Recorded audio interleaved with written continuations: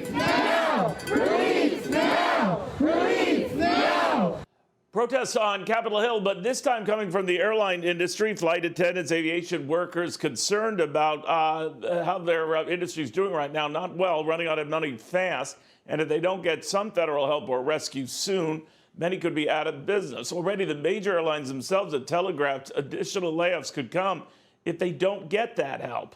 Right now, Sarah Nelson is the Association of Flight Attendants president. Sarah, very good to have you. You certainly got a big crowd there. Your concern is what? That if this aid doesn't come soon, a lot of jobs are gone, right?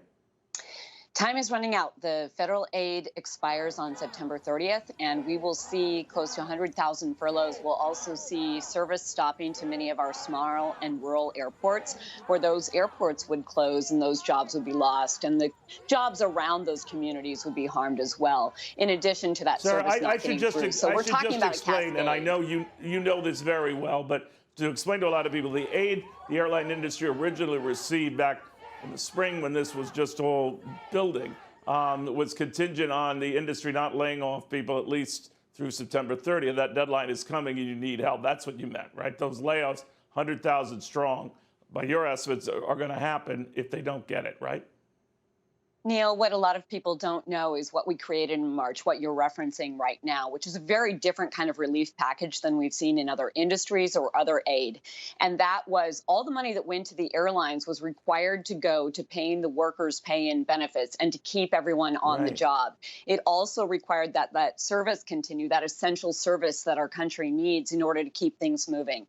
So if these workers are laid off on October 1st, and that's really the deadline we're facing right now, that is going to start to erode the airline industry, and it will make it much harder to come back. If you look at 1918 with the Spanish flu, what happened right after that? The Roaring 20s. Everybody wanted to get out, wanted to spend, wanted to get back to the spending into the economy. And if we don't have an airline industry to be able to support that, we're not going to meet the demand. We're going to have a much slower recovery and return. So this is about the long-term view about how our entire economy returns as well. All right, back then, of course, we were coming out of a world war, so that might have had something to do with it as well. But your point is well taken. Now, I'm wondering, too, if a lot of the aid is not forthcoming. The airline industry has essentially outlined furloughs for every major group, including flight attendants. Could you, in that event, if you're limping into October with layoffs of that magnitude, even operate planes, you know, serve customers, passengers? It makes it very difficult. So the route structure begins to be eroded. And like I said, many of these small communities will lose service and all the connectivity they have with that. But these are real people who were out there today really fighting for their lives. There's a husband and wife couple who are both going to be furloughed, lose their paycheck and their health care. They have a special needs son who needs regular medical attention. These are the stories, and these are the real people who are going to be harmed here. And we know there's harm across the country, but we don't want to add to those unemployment lines or the economic troubles for the nation. I'm rudely jumping on you, Sarah, because we have a hard break here, but I want to thank you very much. Best of luck with this. We're watching it.